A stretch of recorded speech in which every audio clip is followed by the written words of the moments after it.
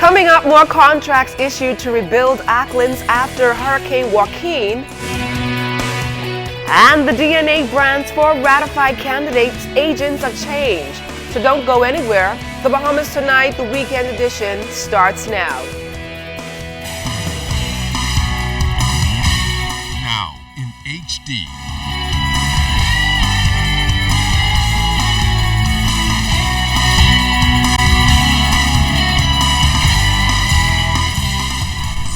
Network presents The Bahamas Tonight. This portion of the news brought to you by BTC Everyday. Good evening, everyone. I'm LaDawn Davis. Thanks so much for tuning in. Topping the news tonight, major construction work for hotel properties in San Salvador has hampered small repairs of homes and businesses in the wake of Hurricane Joaquin.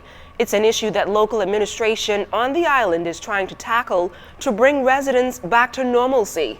Janaea Noel Ferguson reports. Salvador rebuilding efforts have been slow.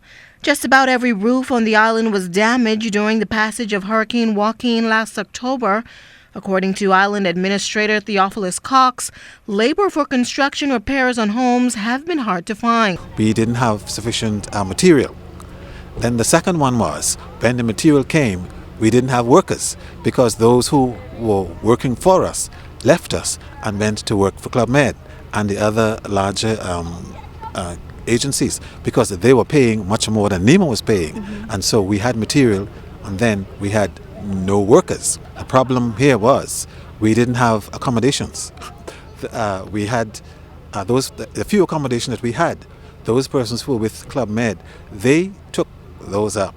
With repairs at Club Med, the island's main employer, now complete, the island administrator said work is now beginning on the various homes and businesses.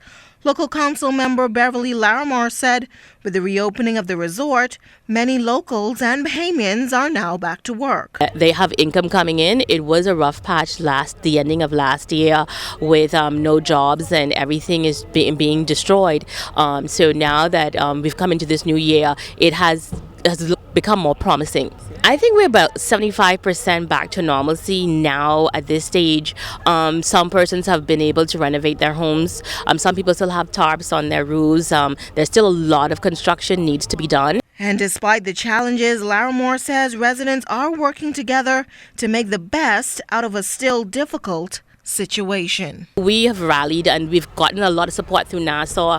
I know that we had some counselors come in and counsel persons about depression and post-traumatic stress from the storm, which was very traumatic because after the storm and no electricity, it was eerie quiet, it was really dark, and so you could get depressed or get in that stage where, like what's going on. It was like really bad for like a week or two after the hurricane. So a lot of people got some counseling for that.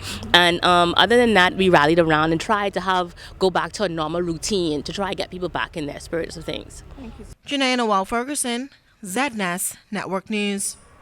Officials from the National Emergency Management Agency, along with government officials, traveled to Acklins Thursday to set in motion another phase of recovery for the island ravaged by Hurricane Joaquin. Cleopatra Murphy was with the group as contracts were awarded to begin work on crucial structures.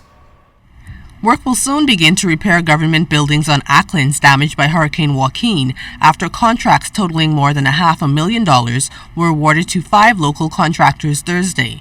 Among buildings to be repaired are the Acklins Airport Terminal, the Administrator's Office, 2 clinics, and other facilities.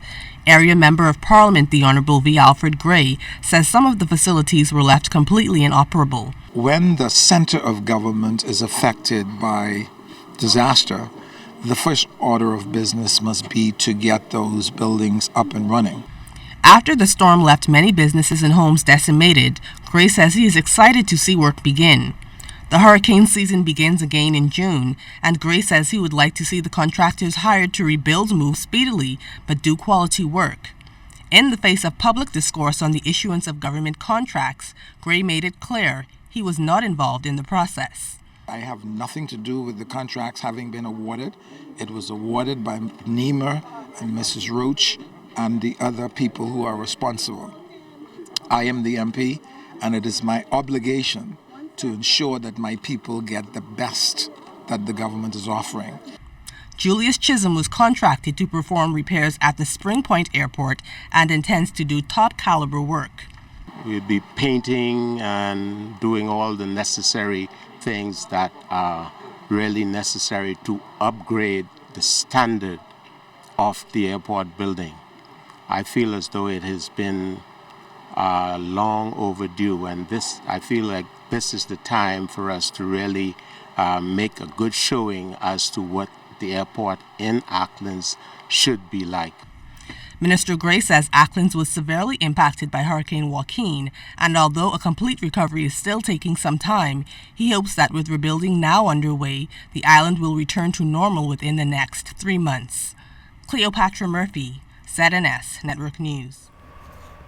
The Democratic National Alliance is now officially in campaign mode following the introduction of four of its candidates and the opening of its party headquarters on East Street South on Friday night. All four candidates are new to the political scene. They are Bushami Umbrister for Carmichael, Podesta Moore for Elizabeth Estates, Brenda Harris for Bain and Grantstown, and Emily Williams, formerly known as Sweet Emily, for Marathon.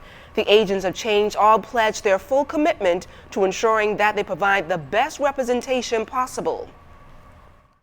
Entrepreneurial potential of Carmichael is being ignored and stagnated under the policies of this current administration. Tonight, I'm here to tell you that Carmichael needs a new beginning, real change.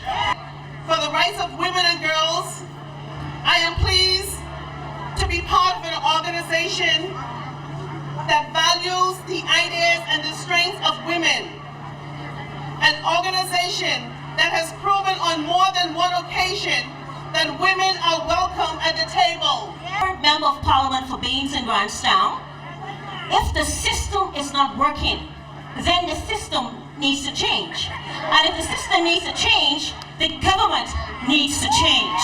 Ladies and gentlemen, let me assure you that my conviction will by no means be superseded by a desire to save my own political skin. DNA leader Branville McCartney says the time has come to put the PLP government on notice and that the clock is ticking for the general elections in 2017. Additionally, McCartney says Bahamians are looking for effective leadership, and he believes he has what it takes to do just that. Nearly 5 years of broken promises, outgrowth lies, and poor governance. Bahamians deserve a government committed to ambitious, well-thought-out plan to get this country back on track and to move us and to grow us to prosperity.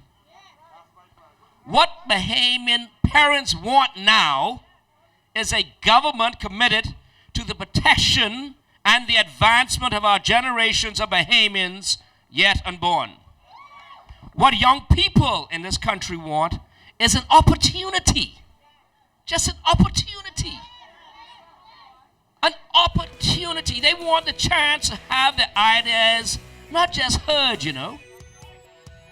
but to be used. Stay close. We've got more news right after this quick break.